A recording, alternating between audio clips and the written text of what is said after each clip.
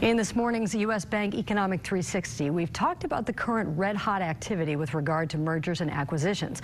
Well, recently, a number of large global mergers have been announced with a funny-sounding name and features. The so-called inversions have unique characteristics. U.S. Bank Wealth Management senior equity strategist Jim Russell joins us with perspective on these deals that are drawing increasing scrutiny from Washington and some shareholders.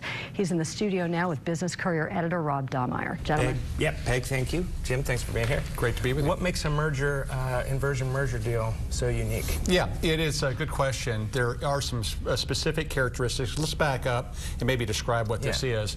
It's really a United States-based company making an acquisition of a company in a foreign country, and the combined entity takes on the tax characteristics of the foreign country, usually a bit lower. What you see is the parent company is overseas from a tax perspective only.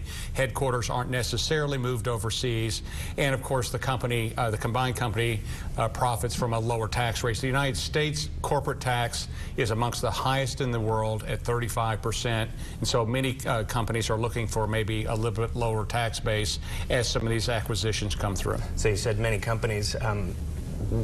Give me a couple examples of some companies who've done this. Yeah, there's quite a few. In fact, there's been 13 on a year-to-date basis in 2014, many in the last couple of years. You see a representative group of companies on the screen before you now. Many of these companies are relocating, again for tax purposes, to Ireland or Switzerland. Ireland, for instance, has a 12.5% corporate tax rate compared to the United States at 35%, and Switzerland at 18%. So you can see that gap is really the impetus for many of these companies to maybe make this move. Now, the tax decision alone is not driving the acquisition activity, but it's a little bit of icing on the cake. Sure. Well, you saw Chiquita there that used to be based in Cincinnati. Then they moved to Charlotte, got a ton of tax breaks from Charlotte, North Carolina. Yes, sir. And now they're in Ireland. So that's exactly to your point. Right. Washington has some issues with this. Talk to me about that. And they do. United States continues to look for tax revenue under every single rock they can find. Corporate taxes are one of those rocks that they don't like to lose. And of course, if a company does this, and that is completes a tax inversion, the taxes flow away from Washington. You can see in the third bullet point there that $19.5 billion of tax revenue over the next 10 years are envisioned to maybe be lost if companies continue to pursue this path. Washington is looking into ways to maybe stop this.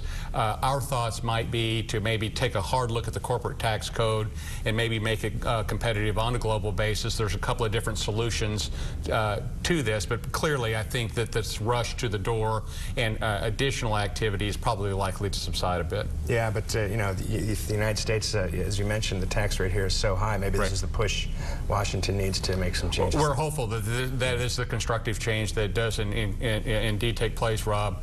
And so we're hopeful that there is a silver lining here. But you know, frankly, a lot of companies are interested in maybe moving that tax rate down a bit, and this is the avenue they're taking, at least for now. Great. Thanks for the information, Jim. Appreciate it. Thank you, sir. Back to you. All right. Thanks, gentlemen.